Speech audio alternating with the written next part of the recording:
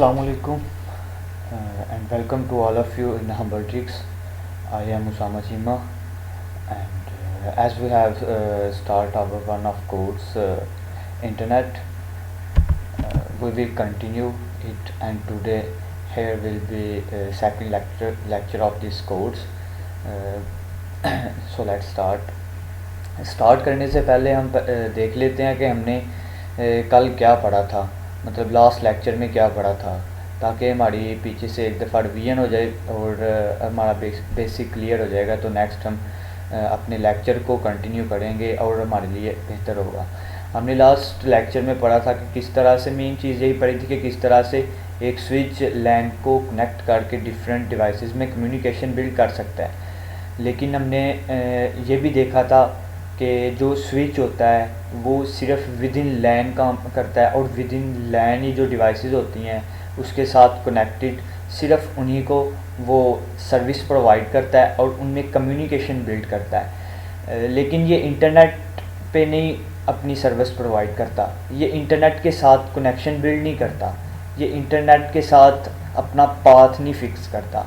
हमने इंटरनेट के साथ पाथ फिक्स करने के लिए एक और चीज़ रिक्वायर्ड होगी, वो होगी रूटर। ठीक है ना। हमने बेसिकली मेन चीज़ रूटर पढ़नी है, इसमें ये सारी चीज़ें आ जाएंगी कि लैन के साथ रूटर कैसे काम करता है।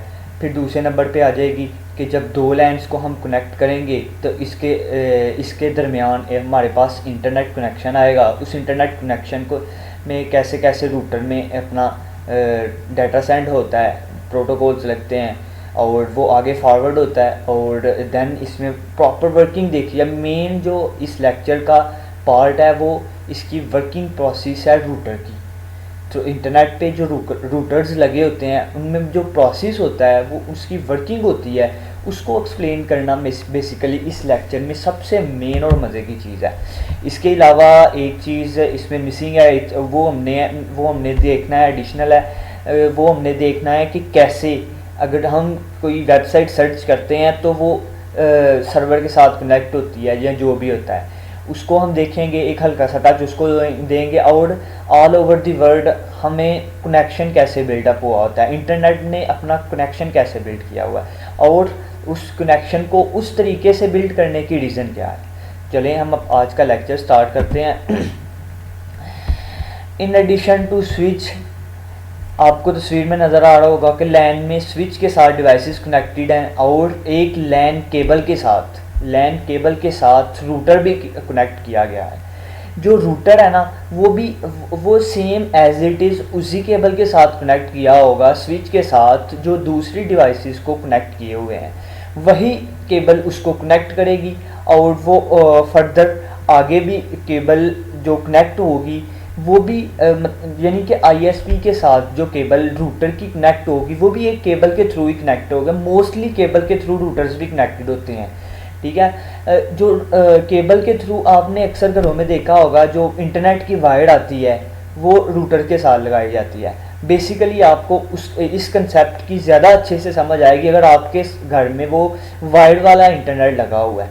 ठीक है। अगर आपने अपने घर की बात आ गई है तो मैं आपका एक छोटा सा कन्फ्यूजन दूर कर दूं कि आप ये सोच रहे होंगे कि हमारे घरों में स्विच किधर लगा होता है और रूटर कहाँ लगा होता है।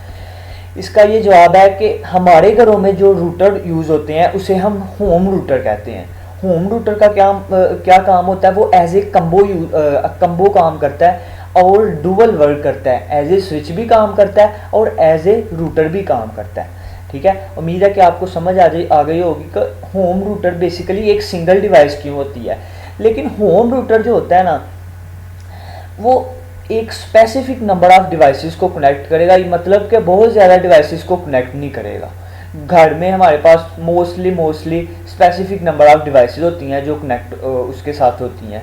ठीक है ना। लेकिन हम जब एक बड़ी इंडस्ट्री में अपना लैन नेटवर्क बिछाएंगे, अपना लैन कनेक्शन बिल्टअप करेंगे, वहाँ अगर हम होम रूटर अगर लगाएंगे तो ये फेलियर का सबब बनेगा। हमारा नेटवर्क अच्छे से कम्युनिकेशन नहीं कर सकेगा, ना ही हमारा नेटवर्क बिल्टअप होगा। इसलिए हमें उस वक्त एक स्विच की रिक्वायरमेंट होगी जो फर्स्ट ऑफ ऑल तो पहले पूरे नेटवर्क को कनेक्ट करे, पूरे नेटवर्क को क्रिएट करे। नेटवर्क को क्रिएट करने के बाद देन वो रूटर के साथ कनेक्ट होकर इंटरनेट की सर्विस प्रोवाइड करे। रूटर की आपको समझ आ गई है कि रूटर ऐसी डिवाइस है जो स्विच से हमारा कम्युनिकेशन का, स्विच की निस्बत से हमारा जियोग्राफिकल कम्युनिकेशन के लिए एरिया इंक्रीज कर देता है। ठीक है ना। आगे हम फर्दर बात करते हैं। जो हमारे पास लेट्स सपोज हमारे पास दो लैंस हैं, हमने दो लैंस को कनेक्ट करना है, डिफरेंट डिवाइसेस हैं दो लैंस की, उनको हमने कम्युनिकेशन बिल्ड करनी है थ्रू रूटर्स। तो हमारे पास क्या एक स्ट्रक्चर होगा, ये बेसिकली एक लॉजिकल स्ट्रक्चर होगा जो कि आपको बहुत ज़्यादा सिंपल नज़र आ रहा है। इसमें तो आपको 4 रूटर्स नज़र आ रहे हैं ना, लेकिन एक्चुअली ऐसा नहीं होता। There are number of routers in the network, बहुत सारे रूटर्स होते हैं। तो ये सिर्फ लॉजिक समझाने के लिए ये इमेज आप समझ सकते हैं, अदरवाइज इसका कोई मकसद नहीं है। मतलब आपका ये माइंड में ना आए कि ऐसे ऐसे सेट होते हैं, हरगिज़ ऐसा नहीं होता। बहुत कॉम्प्लिकेशंस होती हैं जिसका आपको आगे अंदाज़ा हो जाएगा। अभी देखें, इधर हमारे पास डिफरेंट एक इंटरनेट के नेटवर्क में डिफरेंट रूटर्स कनेक्टेड हैं, जो डिफरेंट रूटर्स कनेक्ट होके हमारी दो लैंस को कनेक्ट कर रहे हैं। हम अब देखते हैं कि एक्चुअली रूटर में जो वर्किंग होती है वो किस बेसिस पे होती है, उसकी आइडियोलॉजी क्या है, उसका मेथड क्या है, किस बेसिस पे इंटरनेट पे वर्किंग होती है। तो हम देखते हैं। हाँ जी, ये देखें हमारे पास ये रूटर है। रूटर ने जब एक लैन से कम्युनिकेशन की जाएगी, हमारा कनेक्शन बिल्ड करने के लिए हमें हमारी एक डाटा के साथ सारे डिफरेंट लेयर से पास करते हुए सारे प्रोटोकॉल्स अटैच कर दिए जाएंगे, आईपीज अटैच कर दी जाएंगी, मैक एड्रेसेस अटैच कर दिए जाएंगे, लोकेशन का एड्रेस अटैच कर दिया जाएगा, जो हमारी डेस्टिनेशन है उसका एड्रेस अटैच कर दिया जाएगा। देन ये हमारे लैन के स्विच के साथ कनेक्टेड रूटर से वो आएगा इंटरनेट के रूटर में। वो सारा डाटा विद प्रोटोकॉल्स, हम उसको एक डाटा कह लेते हैं। प्रोटोकॉल्स हमारा एक्चुअल डाटा और हमारे साथ जो हेडर्स लगे हुए हैं सब चीज़ों को हम एक रूटर्स कह देते हैं। और ये डिफरेंट आईपीज, हेडर्स, मैक्स, सब चीज़ें जो एरर करेक्शन के लिए जो प्रोटोकॉल्स यूज़ होते हैं, ये सारी चीज़ें हमारी डिफरेंट लेयर से जब हमारा डाटा पास करता है, हमारी OSI मॉडल के मुताबिक 7 लेयर से जब हमारा डाटा पास करता है, तो ये सारी चीज़ें तब लगती हैं और ये देन हमारी चीज़ें रूटर में शिफ्ट कर दी जाती हैं और रूटर एक प्रोसेस के थ्रू हमारे इंटरनेट के रूटर में अपनी वो सारी चीज़ें सेंड कर देता है।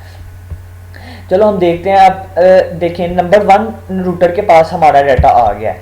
हमने अब देखना है कि ये आगे, हालांकि इसके पास 3 पाथ्स हैं, नंबर 2 पाथ है इसके पास, नंबर 3 पाथ है इसके पास, नंबर 4 पाथ है।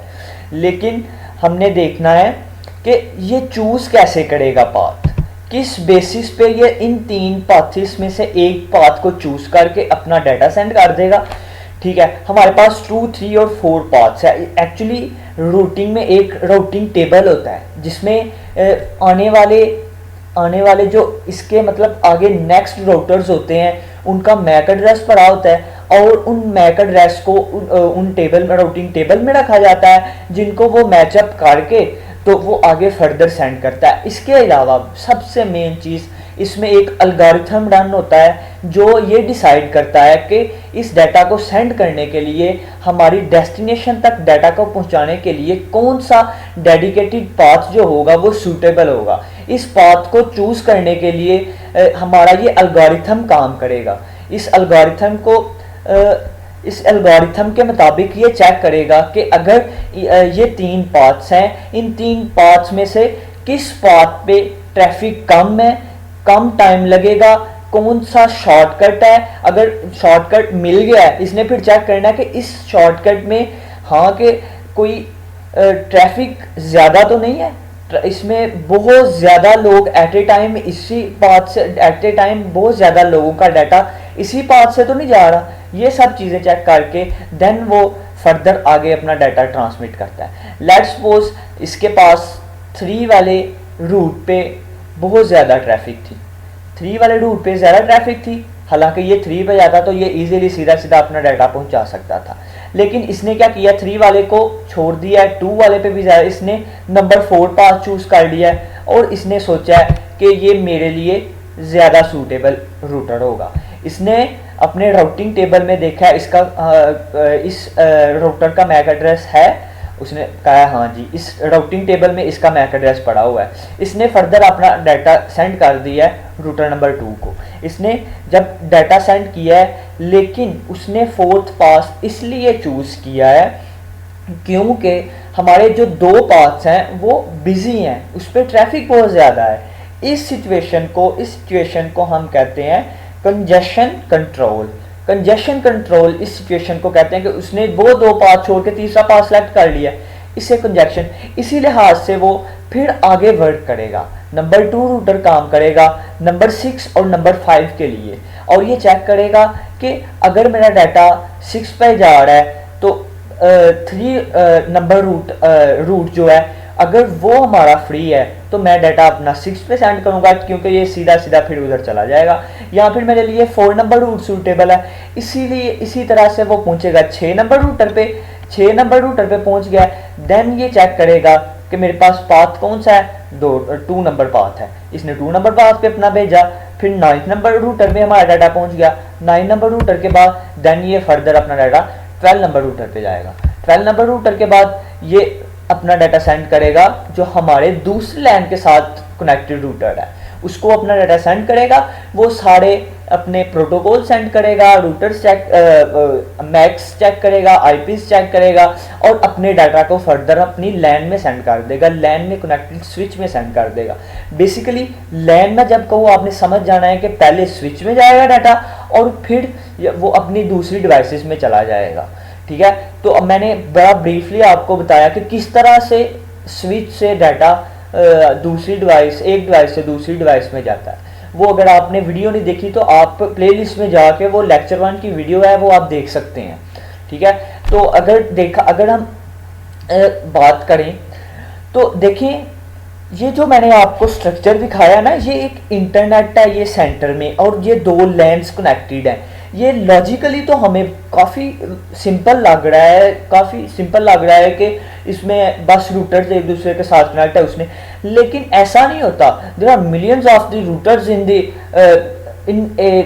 इंटरनेट जो कि एक दूसरे के साथ कनेक्टेड होते हैं और कॉम्प्लिकेशंस बेइंतहा की होती हैं जो हम अपनी लॉजिकल वे में तो देख नहीं सकते, लेकिन ये एक्चुअल में बहुत ज़्यादा कॉम्प्लिकेशंस होती हैं।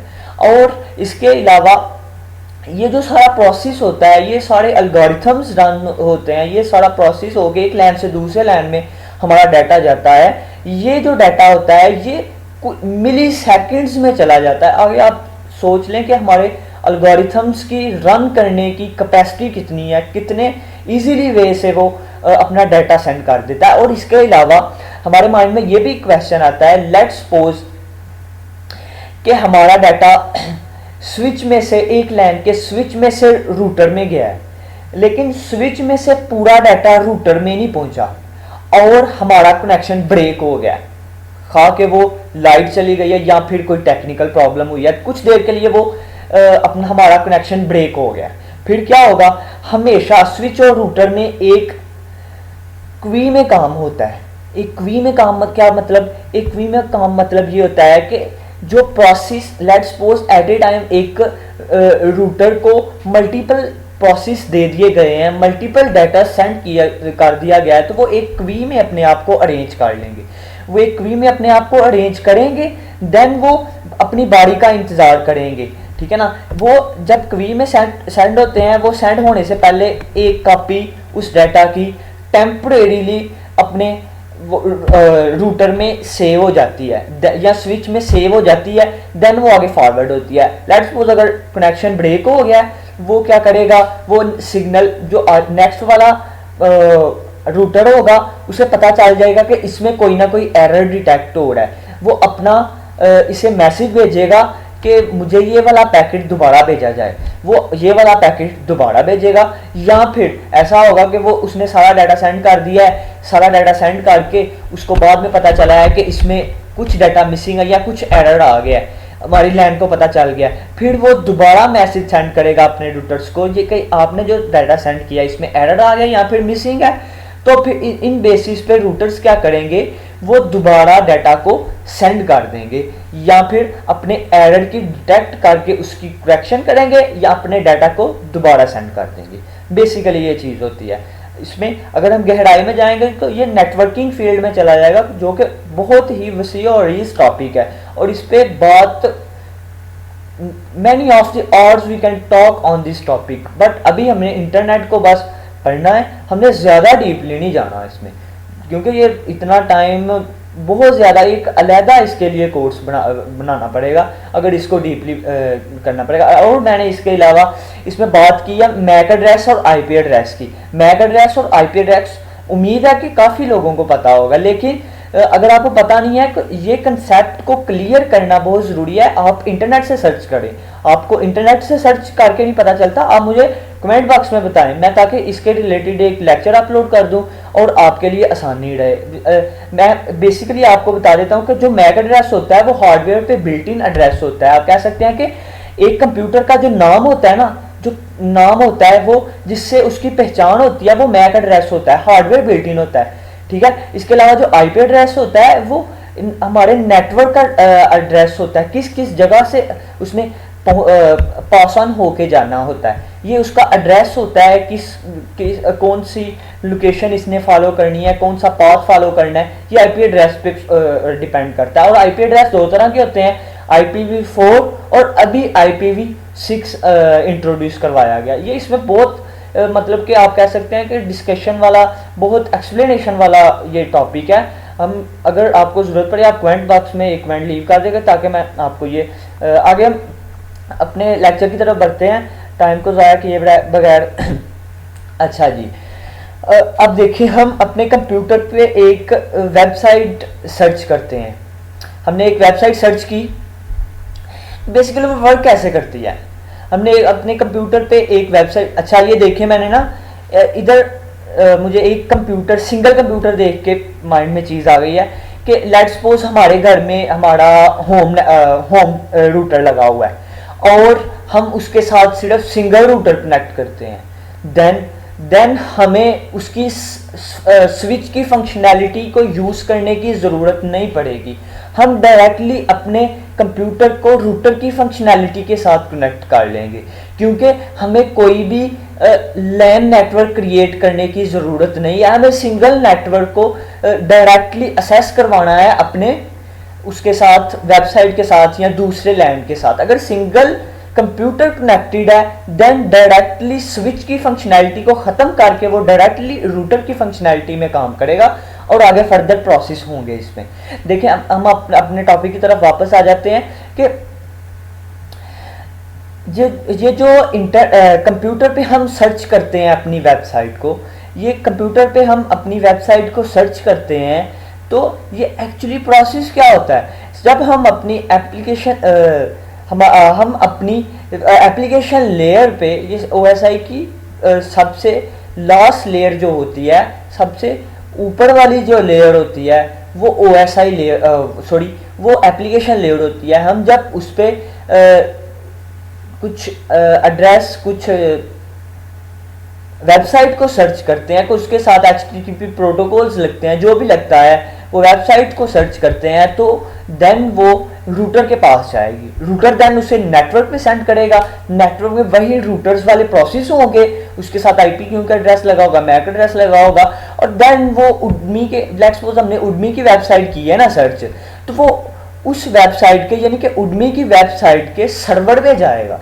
सर्वर पे जाके कहेगा इस बंदे ने ये वेबसाइट सर्च की है, क्लिक किया है इस वेबसाइट पे, देन मुझे कितनी इसको इजाज़त देनी है, इसको कितनी वेबसाइट का हिस्सा अलो करना है कि वो कितने हिस्से पे बस असेस कर सके। इस वजह फिर वो सर्वर इसे बताएगा क्या ये हमारा सब्सक्राइबर है, क्या इसने सब्सक्रिप्शन हासिल किया। अगर इसने सब्सक्रिप्शन हासिल किया तो this part of this website will be allowed to such a person, ठीक है ना।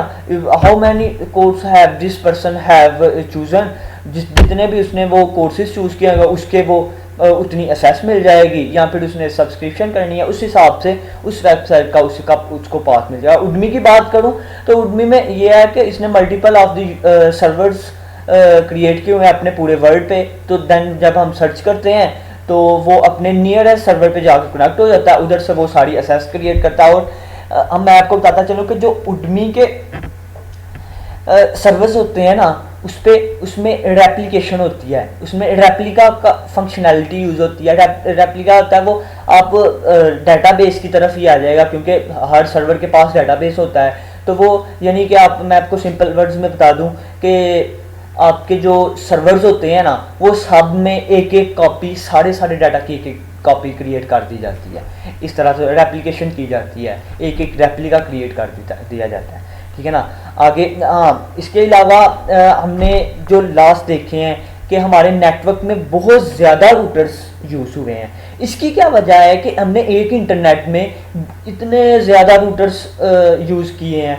इतने ज़्यादा रूटर्स को यूज़ करने का एक्चुअल में मकसद क्या है? इतने जो रूटर्स हमने इतने ज़्यादा यूज़ किए हैं उसका एक्चुअल में मकसद ये है कि अगर लेट्स सपोज हम सिंगल रूटर यूज़ करते हैं, पॉसिबल है वो भी यूज़ करें, लेकिन हमारे पास उतनी कैपेबिलिटी नहीं होगी, हमारा इतना कंसिस्टेंट नहीं होगा नेटवर्क, हमारा कनेक्शन इतना कंसिस्टेंट नहीं होगा। सबसे पहला मसला इसमें ये होगा कि हमारी जो ट्रैफिक है जब एक रूटर पे सारी आएगी देन इस पर बहुत ज़्यादा लोड हो जाएगा और ये स्लो वर्किंग होगी, इंटरनेट स्लो हो जाएगा, स्लो डाउन हो जाएगा। दूसरे नंबर पे देखा जाए तो लेट्स सपोज हमारा सिंगल जो रूटर है वो ब्रेक हो गया, हमारा सिंगल रूटर ब्रेक हो गया, देन हमारा पूरा इंटरनेट कनेक्शन फ्लॉप हो जाएगा, उसका कनेक्शन ख़राब हो जाएगा, सारा इंटरनेट वो ब्रेक हो जाएगा, कोई भी किसी को एक्सेस नहीं कर सकता। हालांकि जब हम दूसरे रूटर्स की तरफ देखें तो लेट्स सपोज हमारे 2-3 रूटर्स ख़राब हो गए हैं तो रूटिंग टेबल में उसको बता दिया जाएगा कि फ़लाँ रूटर्स ख़राब हो गए हैं। इस वजह से आपने ये उसके एल्गोरिथम को बता दिया जाता है कि ये रूटर्स नहीं यूज़ करने, आपने उनके जो उनके लिए उनको प्लेसमेंट कर सकते हैं दूसरे पाथ्स वो हमने यूज़ कर लेने हैं उनके रूट से। वो अपना कुछ स्पीड कम हो जाएगी रूटर्स में टेक्निकल इशू होने की वजह से, लेकिन वर्किंग जारी रहेगी, कनेक्शन फुली ब्रेकअप नहीं होगा, ठीक है। उसके अलावा वो ट्रैफिक वाला मसला है, सिंगल पॉइंट फेलियर। और इसके अलावा अगर हमने एक ही रूटर सेंटर में वर्ल्ड के सेंटर में लगा दिया और पूरी दुनिया से हमने कहा है कि हमने पूरी दुनिया को उसके साथ कनेक्ट करना है, तो बेसिकली मैं आपको बताता चलूँ कि जो रूटर्स में कनेक्शंस होते हैं वो केबल्स के थ्रू होते हैं, और केबल्स जो होती हैं वो फाइबर ऑप्टिक केबल्स यूज़ होती हैं। आगे आपको इंटरनेट कनेक्शन का मैं आपको बताता हूँ। ये देखें, ये वर्ल्ड मैप है कि वाइड कनेक्शन जो हैं इन दुनिया पे, जो वाइड कनेक्शन है वो किस तरह से किए गए हैं। दुनिया पे जो वाइड कनेक्शन किए गए हैं ये उसका एक नक्शा उन्होंने बता दिया। ये जो रशिया में नज़र आ रहा है या कनाडा में, यूएसए में कनेक्टेड है, ये जो रशिया में या किर्गिस्तान में या मंगोलिया में नज़र नहीं ना आ रहा आपको, इधर भी एक्चुअली वाइड कनेक्शन होते हैं, लेकिन ये इसने बस बताया कि अंडर दी वाटर कौन कौन से कनेक्शन हुए हैं, ठीक है ना। अंडर दी वाटर ये देखें, साउथ अफ्रीका से लेकर ये जा रहा है स्पेन के पास कनेक्शन, इससे भी आगे फ्रांस पे, ये एक पूरा कनेक्शन है। इसमें ये लास्ट टाइम ऐसा हुआ था कि इसके दरमियान में एक टेक्निकल इशू आ गया जिसकी वजह से बहुत इंटरनेट का इशू रहा था।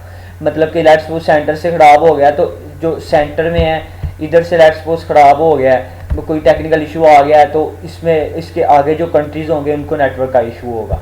लेकिन इसमें फाइबर ऑप्टिक केबल यूज़ होती है जो कि एज़ कम्पेयर टू वायरलेस बहुत ज़्यादा स्पीड में वो अपने सिग्नल्स को ट्रैवल करवाती है, उसकी स्पीड काफ़ी ज़्यादा होती है फाइबर ऑप्टिक केबल की, आपको अंदाज़ा होगा।